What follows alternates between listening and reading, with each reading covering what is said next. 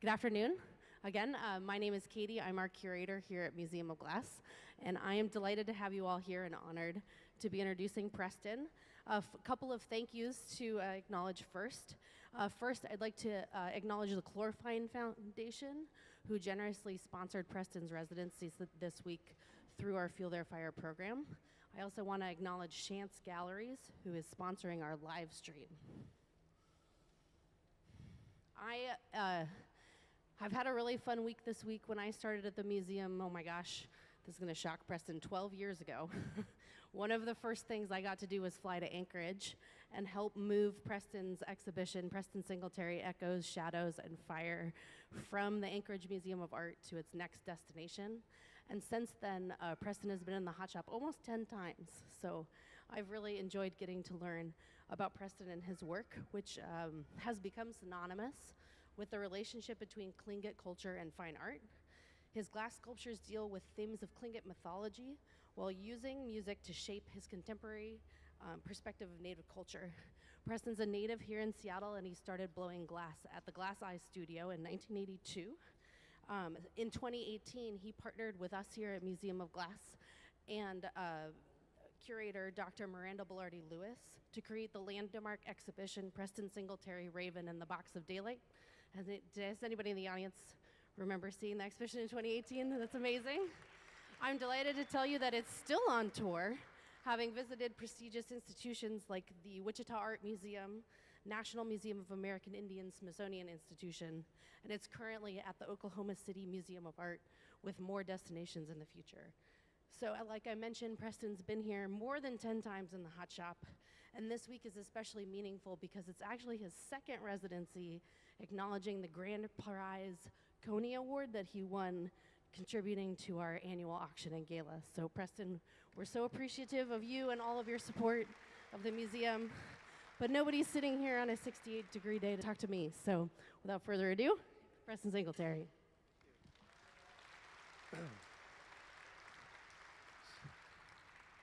Preston Aksayi Tlingit Kenach Kochain Duasak Kagwantana Hutsati Seattle Kwanayachat.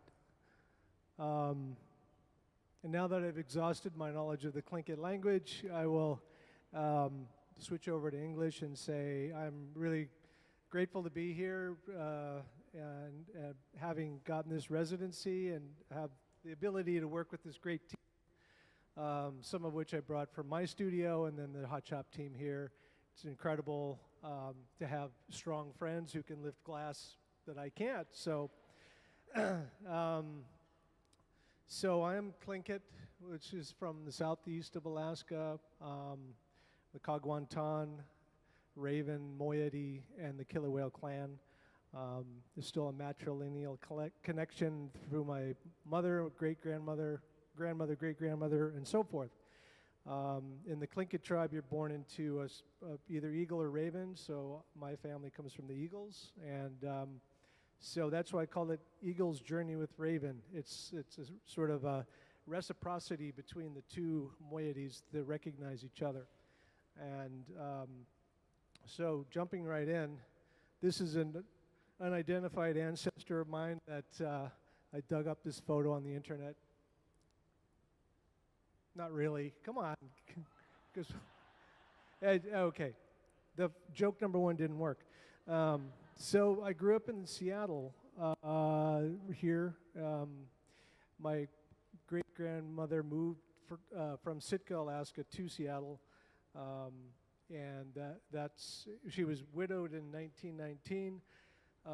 My step-great-grandfather, well, by way of introduction, I'm probably going to be accused of oversharing. You know, when I'm making these presentations, I just don't know when to quit. So I have a lot of imagery, and I'm going to try to go fast. It's like you'll be watching a movie. And this is my wife, Åsa Sandlund, and we met in 1993 in Sweden on a work trip, and it was the best work trip I was ever on because we got married a couple years later, and we had these two kids. And here they all are grown up, and my daughter's around here somewhere, and my wife too. And we have a flying dog. She is couldn't join us today, but and then my father was a great outdoorsman. He was a very famous fly tyer and fly fisherman. And in fact, some of the team here, when they heard that Preston Singletary was going to come and work in the hot shop, they were like, "You mean the fisherman?" And I said, no, that's my father, because we have the same name. So I did manage to get him down here one time, and they were thrilled to meet him because he was a writer. He worked for Boeing for many years, but he was also dabbled in so many different things I can't even list them. But he was a mountain climber, snow climber, rock climber, hiker, all of this great outdoor stuff, and a very skilled fly fisherman. He dabbled in art and calligraphy and read poetry. He was a very well-read individual who didn't travel much outside of Washington. And then my mother, who is half Tlingit, half Filipino, so technically that makes me a Tlinkapino. It's a special breed that you find in Alaska. So she and my father played and sang Delta blues and folk songs and stuff, and dabbled in lots of handicrafts. And so I guess I got the impression growing up that, you could pretty much do anything you wanted. You just put your mind to it. And I always show this photo, May 18th, 1980, his eruption of Mount St. Helens. It was there were some local artists, and Walter Lieberman here, who was your announcer or narrator, was also involved with the Glass Eye Studios. So I met Walter all those 40 plus years ago. So this Glass Eye Studio would take the ash from the mountain, and they would melt it and then make Christmas balls and paperweights and what have you. So I got this job because my only aspiration as a child was to actually play music. There was like a box you could check on your chosen profession, it would have been rock star, but it didn't really pan out for me because I did try for many, many years to make it as a working musician, and so that's what, anyway, I fell back on my art career, I like to say. And this is a couple handsome guys about age 19 or 20, me and Dante Marioni. Dante and I were good friends from high school. But actually, here's the glamour shots. We were traveling to Japan, and they wanted a couple of portraits of us together. So that's from about 1990, when my hair was dark. So we befriended Lino Tagliapietra, and Dante, of course, was a big, deep into figuring out how to make Venetian wine glasses, and so I was his erstwhile assistant. And he got me my first job at the Glass Eye Studios as a night watchman. I worked from 11 to 7 in the morning, filling up the furnaces, and turn on the glory holes in the morning when the people came into work at 7 a.m. After about 3 or 4 years at the Glass Eye Studios, I started to work with Benjamin Moore, who has passed away now a couple years ago, but he was the artistic director of Pilchuck, and he started up his own studio on South King Street, and I was lucky enough to get on his team and work with him for almost 20 years. And so that was really how I learned to work with glass in many different ways. It was just through practical experience and helping a lot of people make glass. Lots of different sensibilities. Of course, this is where the point where I talk about the teamwork. It's really a key part of like how we get stuff done together. Today is a great example of it. Everybody has a little part, and so grateful for all that camaraderie and sharing of skill and knowledge, and just being very helpful. And so, after I went to Pilchuck in 1984, about 1988, I started to think about, okay, what can I do to make my own distinctive approach to glass? And so I thought about the Tlingit Way, which was up in Sitka Street. But it led me, and so for those of you who don't know, it is up in this kind of southeast Alaska, they call it, even though it's still on the western part of the North America there. So down in the Panhandle is where the Tlingit people come from. And this is a picture, the woman in the center is my great-grandmother, the one I mentioned who moved to Seattle. And this was her Filipino husband, second husband, my step-great-grandfather. His name was Dionisio Gubatayo. And he had traveled to Alaska, and when my great-grandmother was widowed, she married him, and then they moved to Seattle. And she lived to be 100 years old. This was her picture that appeared on the front page of the Seattle Times. And so early work was really reflective of the kinds of people that I worked around. And so learning how to control the material and also making, classical forms of varying styles. This was actually after I lived in Sweden for about 6 months, and I designed these pieces, and really they're inspired by a lot of Scandinavian decorative arts. And so it was like decorative arts of the 30s and 40s was my particular interest. But everybody kept asking, oh, did Dante make these pieces? Because they looked like Dante. Of course, we're like kids off the same block, so we had similar interests, but I got tired of hearing that. So that's when I started to look into my cultural background. And then I started to work with these simple forms. If you flip this upside down, it's actually a hat. So, every glass blower has probably tried to make this shape at one time or another. And to me, it obviously looked like a Northwest Coast hat, typically made out of basketry. But then I figured out, also at Pilchuck, I figured out how to. There was a local woman, KK Cribbs, who did sandblasting, and I asked her, I want to sandblast these designs, and so she gave me like a half an hour tutorial while I was at Pilchuck, and I ended up. I kept rolling forward and working with all of this stuff and developing these designs, which was really kind of reinventing myself. The reader board below there is blocking out all of my little clever chapters of my presentation.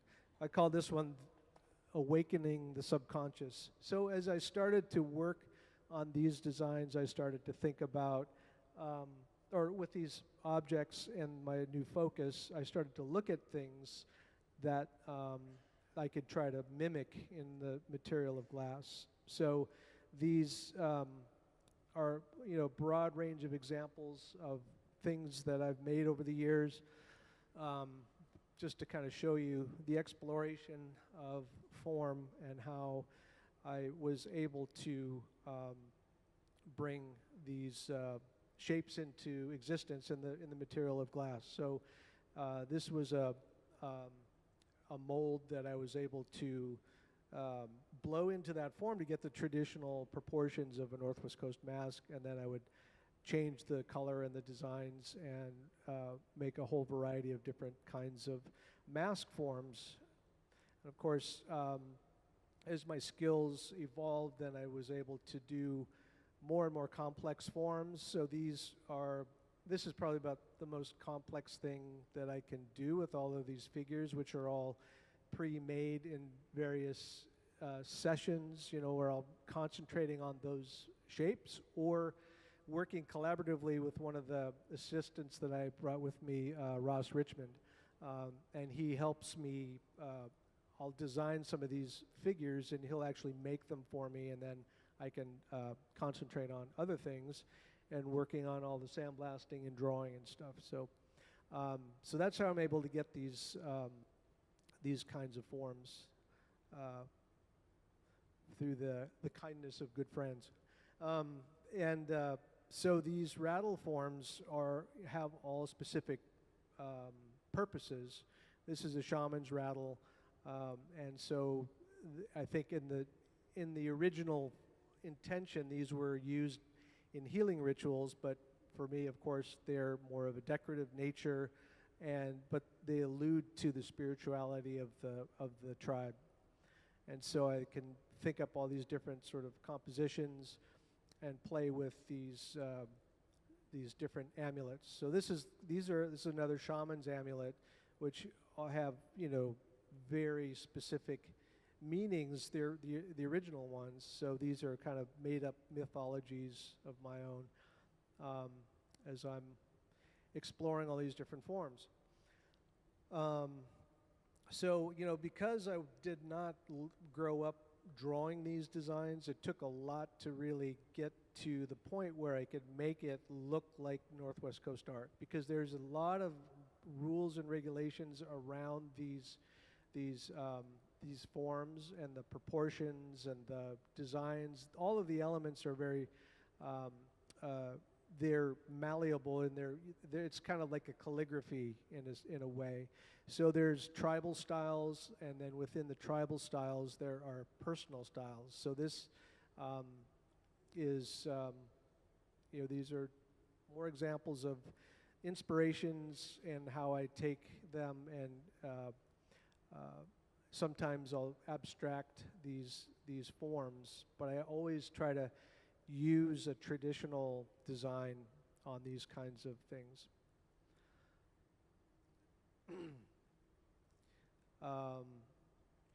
So there's a lot of inspiration in just walking through museums and looking at, studying historic objects and learning about the stories and the mythologies that are behind them, and where they come from within the community, where they and what their use was. Obviously, that's canoe paddles.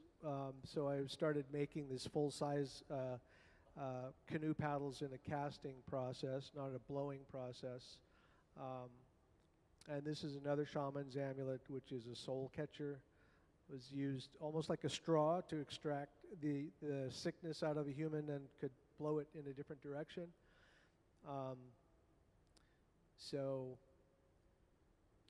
This is a copper piece called a tina, and so this is a display of wealth. It's one of the most prestigious things a chief could own in the Tlingit, as well as the Haida and the Tsimshian. So all of this design work is made with the sandblasting process, and you can see over here I've got a piece in progress where I cut the stencil, this green tape that is on the table. I've drawn the design on there, and I'm cutting out, exposing the areas where it's going to be carved and sandblasted into the thickness. So we've got eagles and ravens, and this is oyster catcher rattle, a female portrait mask. It took many years to get to the point where I was adept enough to design my own original designs using the design system that is in place here. And so now I've sort of taken to going a little bit more abstract with the pieces in some cases, and branch out from more traditional forms to make more what I call my modernist series, inspired by modernism. And there's it's sort of like, where do I start and where do I stop? I have this big discussion about how the modernists led to the genre called primitivism, which is they were reflecting on older cultures, African art, Northwest Coast, or Native American art, oceanic art, and that how so they were trying to unlearn the confines of their own art education. People like Picasso and Mark Rothko and Calder, and they were breaking outside of the norms of what art was thought of at the early in the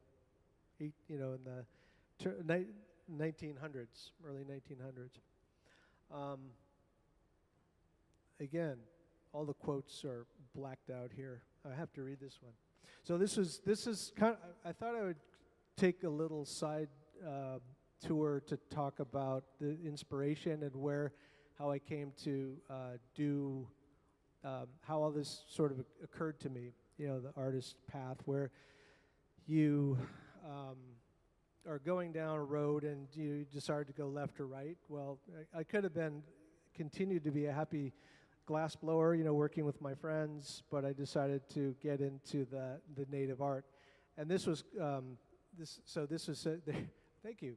This says, things don't change, you change the way of looking, that's all. Carlos Castaneda was these books that I read in high school.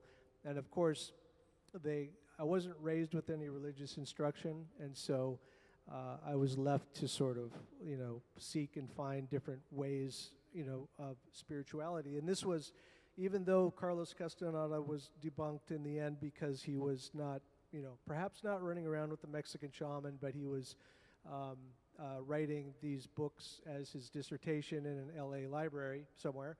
But there was enough in there that was inspiring for me to think about a big thing about this Mexican shamanism was you could navigate within your dream time. If you can find your hands and you're having a lucid dream, you're able to navigate and move around within your dream.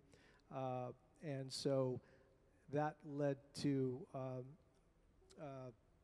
Joseph Campbell, who I can't say I'm a big student of Joseph Campbell, but the whole idea of mythology and his actually from the video series or the TV series that he made, Speaking with Bill Moyers, was a real eye-opener to me, talking about the importance of mythology. And so even though I don't understand it on a deep level, I understand it enough to think that it's a very cool concept. So this, he identified the archetypes of the heroic monomyth here, and so it was sort of, it's very universal in terms of a lot of storytelling. Of course, the Wizard of Oz, you could say Dorothy was, flung into this far-fetched region, and then she has to find these, spirit helpers, or the Tin Man and so forth, and the Scarecrow, and they help her along the way. And then finally she, slays the dragon and pulls the curtain back on. Or it's like, Star Wars, and Luke Skywalker's, lost his parents, and then he ventures on and meets Obi-Wan Kenobi. And so this was interesting because whereas I wanted to be a musician, I was drawn into doing this cultural exploration, which has become one of the most fulfilling things that I ever could have done. And the deeper that I get into it, the more I realize that I'm on the path that was chosen for me. So the call to adventure for me was to be up at Pilchuck, and at one point I pitched the idea together with David Svensson to do a totem pole for the Pilchuck Glass School. And so this brought together Tlingit carvers from Haines, Alaska, and this is David Svensson here. It was really his idea, but since I had this cultural connection, I was in a perfect position to pitch the idea to the school. So we made this totem pole. It was carved up in Alaska, sent down to the campus in 2001, And the carvers came down, and we taught a class surrounding the completion of this totem pole. And it sat right next to the glass studio, and they were blowing glass and they were carving. And for me, it was like a rite of passage. It was like an incredible experience. And, you know, there was incredible things that happened on many different levels. And for me, there was a moment where when we had some elders come down from Alaska to help with the installation ceremony of the pole, they were singing a Tlingit song in the courtyard after dinner, which was typical. You know, you watch a presentation, grab a cup of coffee, and you go back to work.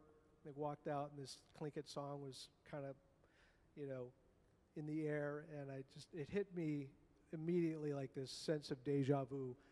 And it was, for me, that was an affirmation that I was doing this thing, you might call it my dharma. I'm in my dharma.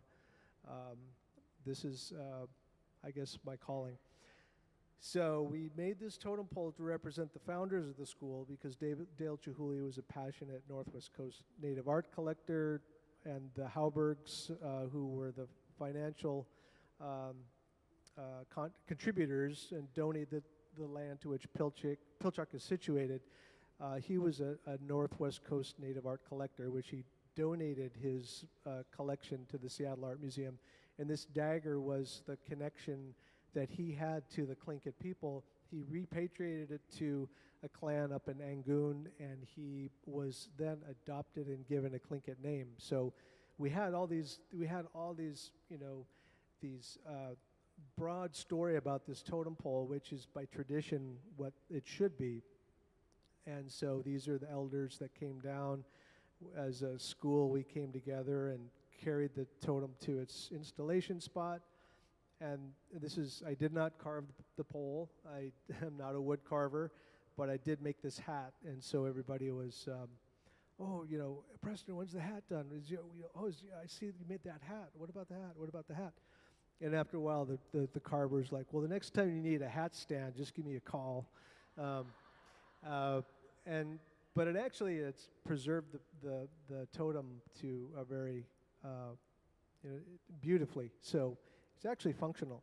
And so I forgot to mention, but we made these glass castings, and then we hollowed through and backlit it with multicolored neon tubes to represent the northern lights or the abalone that is typically used in Northwest Coast art. So here is the totem in its full form, and we have Ann Halberg on top, Dale Chihuly holding on to the rings of Raven, you know, whereas like Raven brings the daylight, Dale Chihuly brought the idea of Pilchuck to the world, and then John Halberg on the bottom. And so subsequently, ever since then, I've been working on larger pieces. I just thought I would show you a couple of these things that is kind of a new direction for me. Public art and site-specific art. So this was a cultural institution in Alaska, Juneau, Alaska. This was a piece that of public art, a 20-foot sculpture that went into Portland, Oregon. Together, this is my partner I do public art with, David Franklin. So this is up in Anchorage, Alaska. This was a collaboration with Salish carvers from Suquamish, and it resides at the Burke Museum, called The Weaver's Welcome. And this is a new light rail station up in Linwood that was able to work with this large graphics here. And this is over in Lacey, nearby here at the Panorama Retirement Home. And this is a piece that sits outside of Climate Pledge, Octopus. And then this is the most recent one that went into Microsoft. So this is called Raven's Escape. So yeah, a little bit more on the idea of. So after I thought about, so what time is it? I can have a tendency to prattle here, so I'm gonna step it up. Um, from it was Garcia who about the dreams, and so when I started to look into Carl Jung about dream analysis, started with this dream book. You know, you look up the topic you dreamed about, and then it tells you what it means.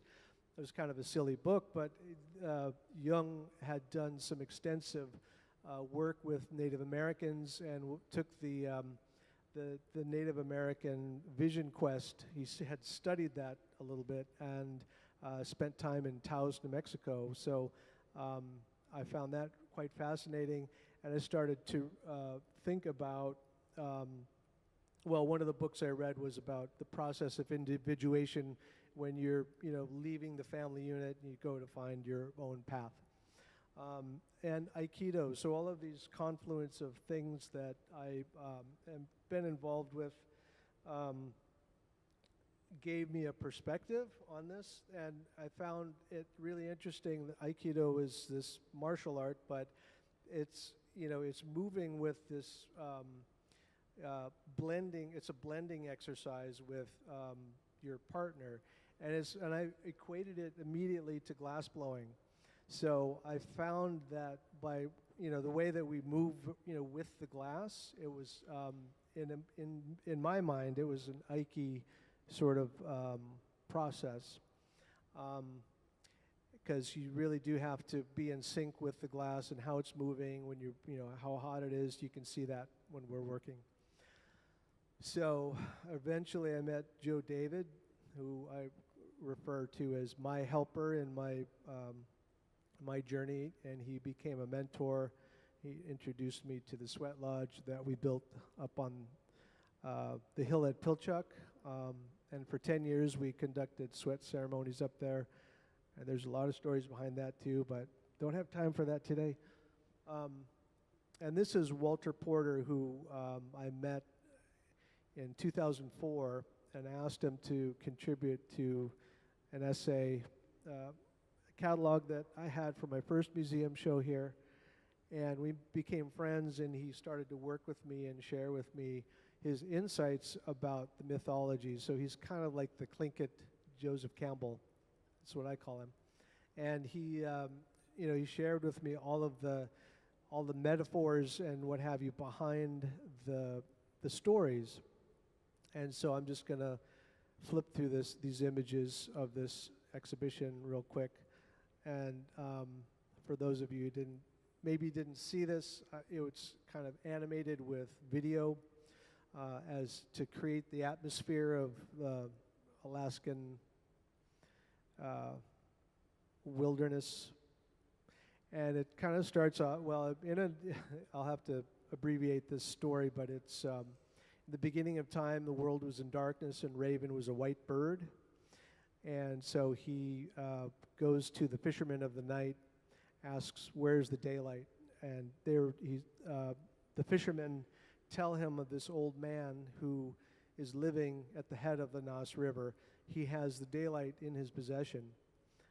And he learns about the daughter who, in the story, is transparent and has no name, but that signifies a spiritual being. So Raven goes to the old man, asks to come in, and the old man shoos him away because he knows that he's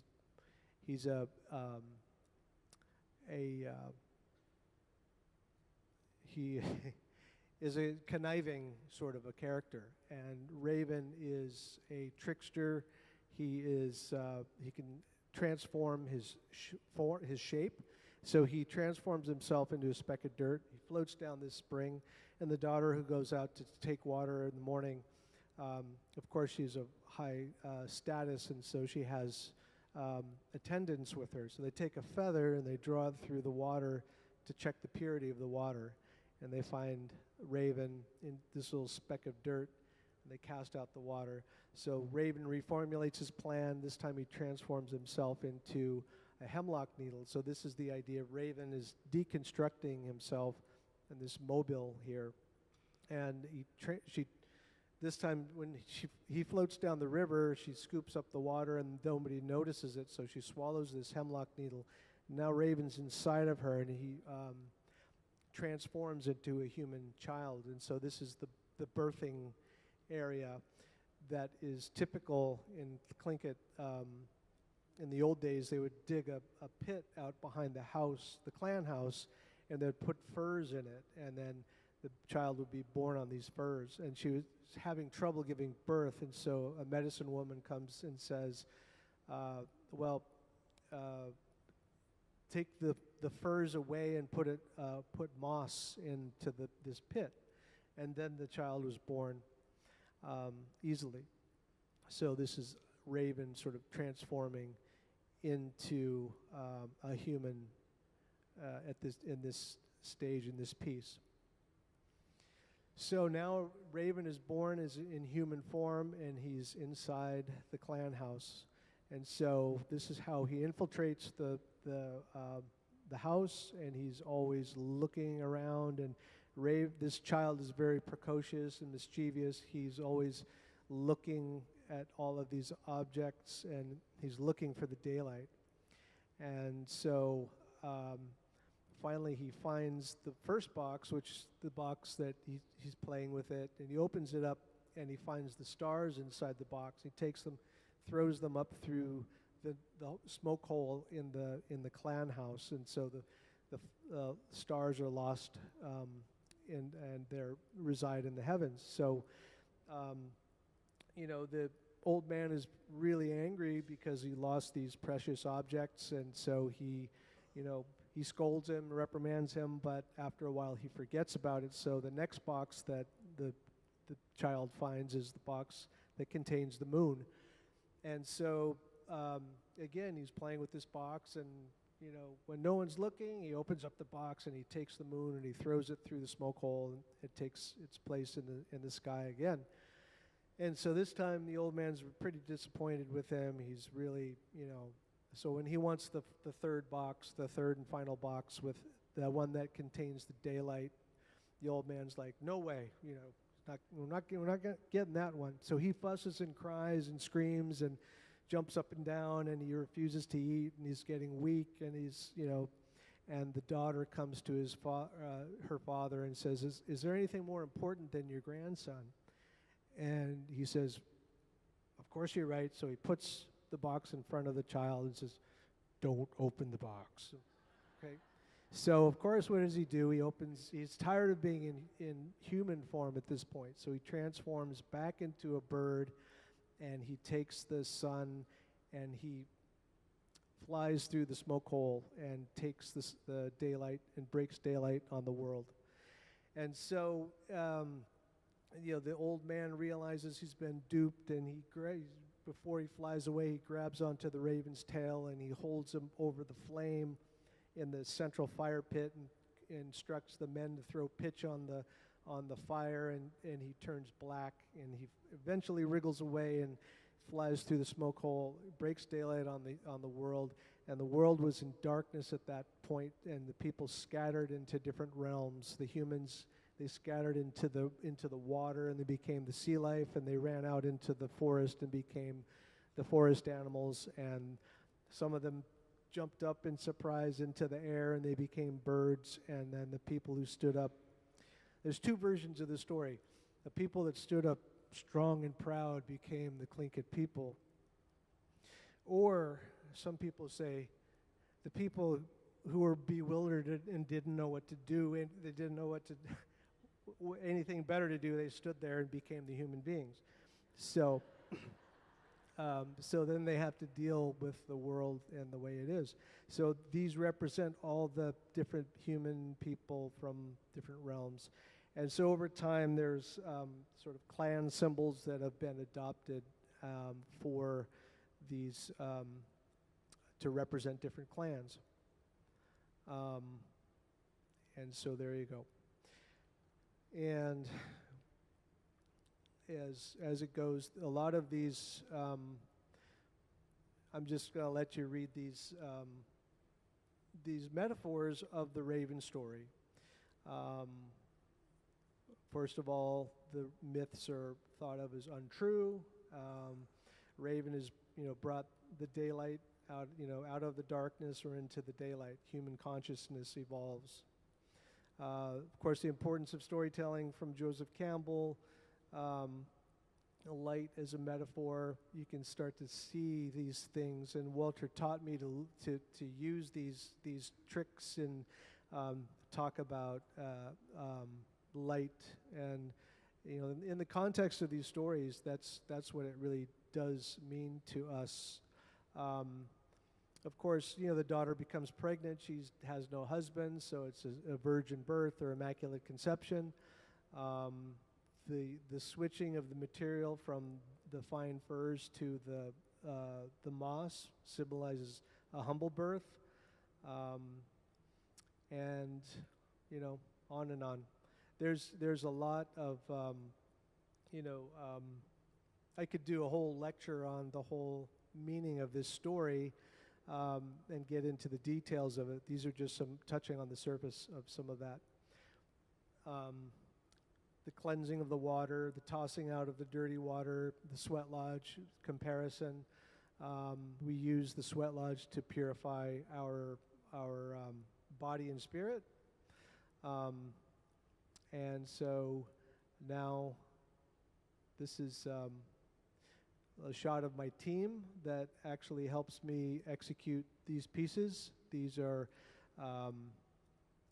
from glass blowing to sandblasting to cutting of the stencil to, many, many different things. Couldn't be as prolific as I could or as I am without them. A new project coming up, the Czech Connection. Started traveling there about 10 years ago through the introduction of Charlie Perriott. So I went there last fall and worked with this guy, Martin Janicki, and so we're working on a project together. He has a beautiful studio in Prague, and so his work is based on these heads and what have you. And he said, well, if I make a head, it's going to look like some old Czech guy. So because that's my frame of reference, I said, well, let's look at some native photos. Let's look at some photos of old of really distinctive native people. So this is where we're beginning the project. This is Thomas Flanderica, who does a lot of casting for me.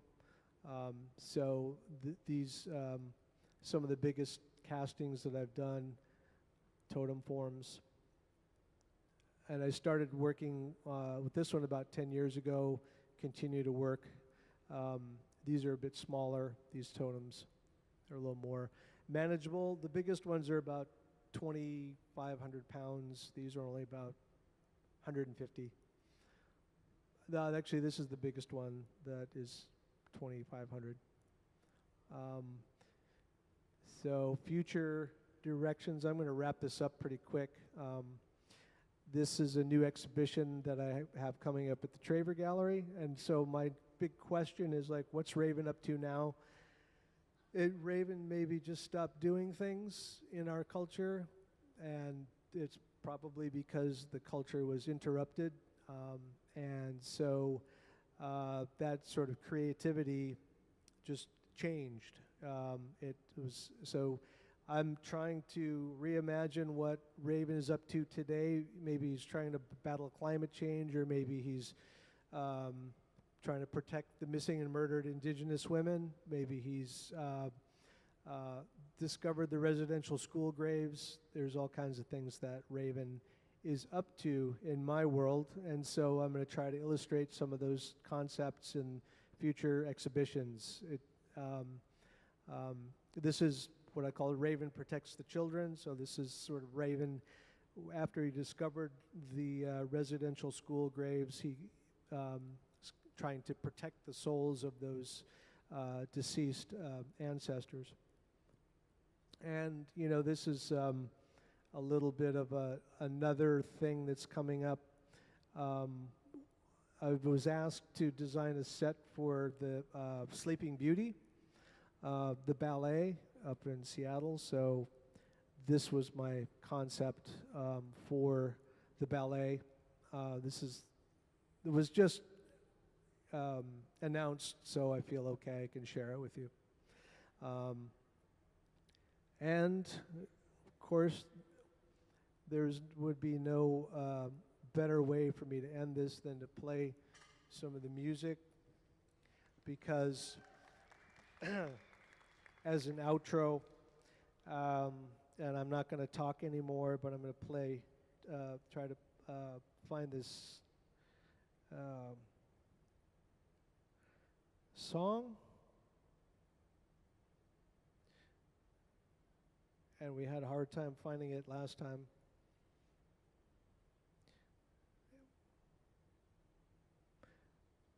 But anyways, I can't find it. So I'll talk some more. So of course this is a passion of mine, which I've sort of reformatted to incorporate the musical version of what I do with my visual art. So this is a band called Kuik, and there it means potlatch in the Tlingit language. And so I started working with native musicians and storytellers and singers about 10 years ago as a recording project. Actually, I had a band prior to that, which I called it a Native American funk group, and it was because there's all varieties of native music, but there isn't any really native funk group. So I made these are all album covers. This is the one that's coming up in the near future. This one's going to be released probably within a month or so.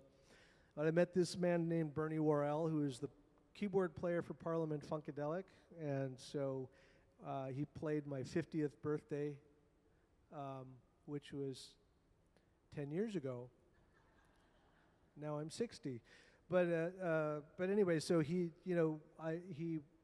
my band opened up for his band. Actually, I paid into a Kickstarter campaign, and it helped him buy a tour bus, and so one of the perks was he would drive that tour bus out to your city and play a concert for you. And so I said, that's what I want for my 50th birthday. And because I was a huge fan, and so I got together with this guy, Skerrick, who's an amazing saxophone player, plays with many, many different musicians all around the world. And so together we put this band together as a recording project. And so Bernie came out, and we worked on music for about 5 days, and I brought my friends in, traditional singers and storytellers, and we just started to improvise and take traditional songs and reinterpret them. And so now we have this 10-piece group, and we continue to write music and release recorded material. And it's a mix of I guess Miles Davis kind of rock, jazz rock. We have a lot of jazz players in the group, so we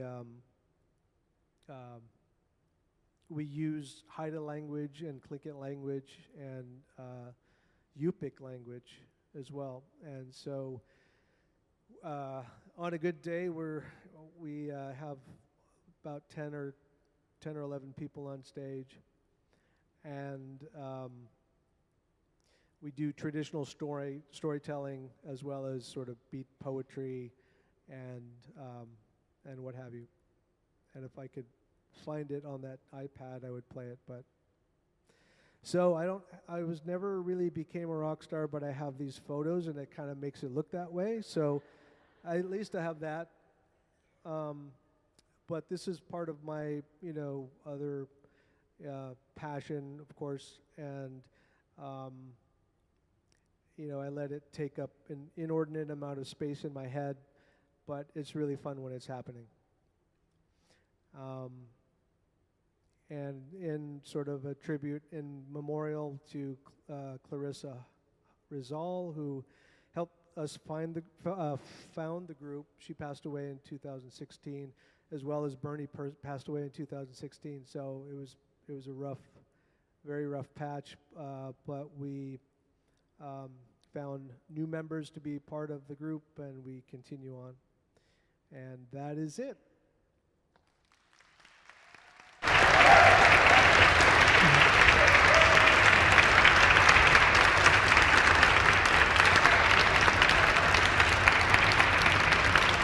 Thanks, Preston. Do you have time for a couple questions?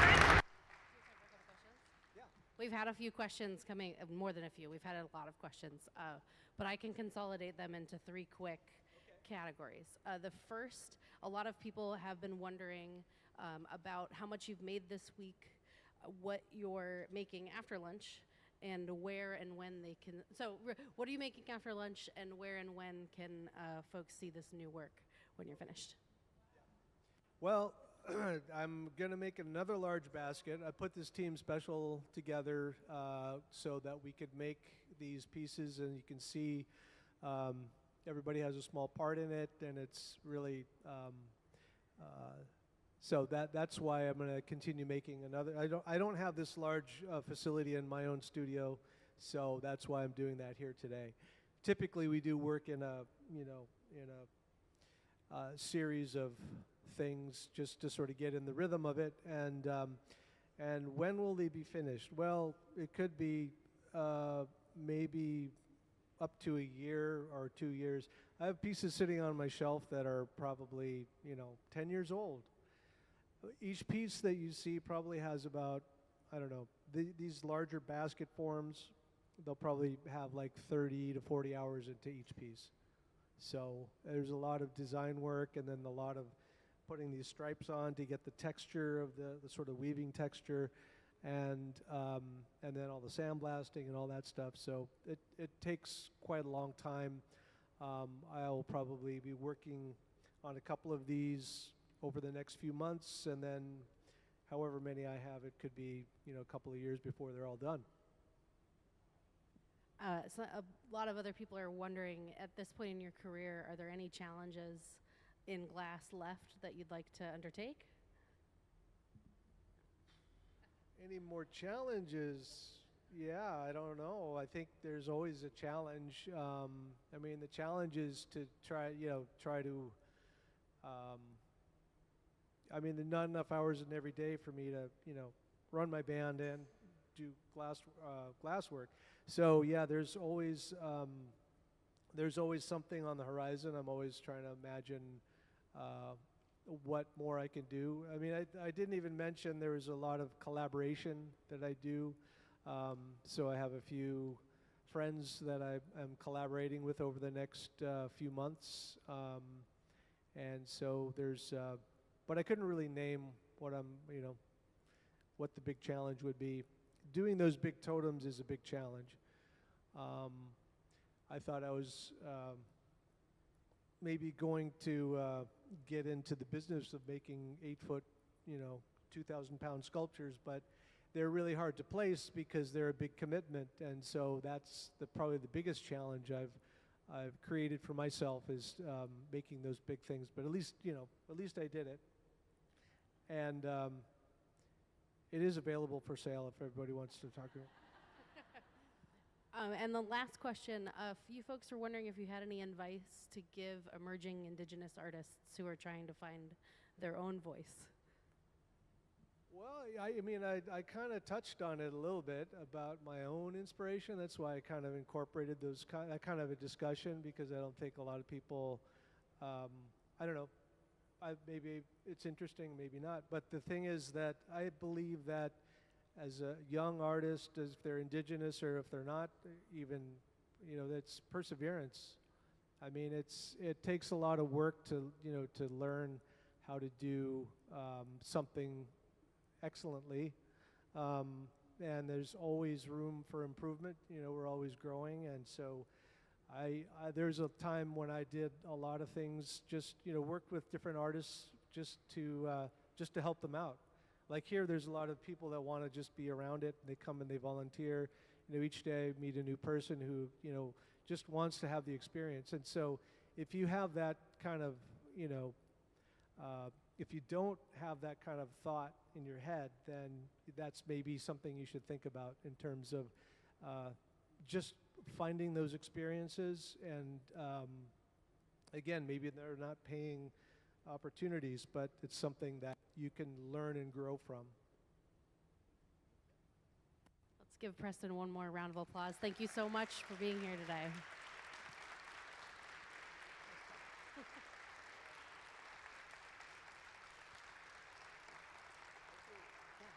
And thanks to all of you for being here. I think the team's going to take a little short lunch break, and then they'll be back on the floor in half an hour or so. So please enjoy the galleries. Thanks again to the Chlorifine Foundation for their support this week. And I'm here if anybody has any last questions. But thank you again, Preston. We'll see you in a little bit.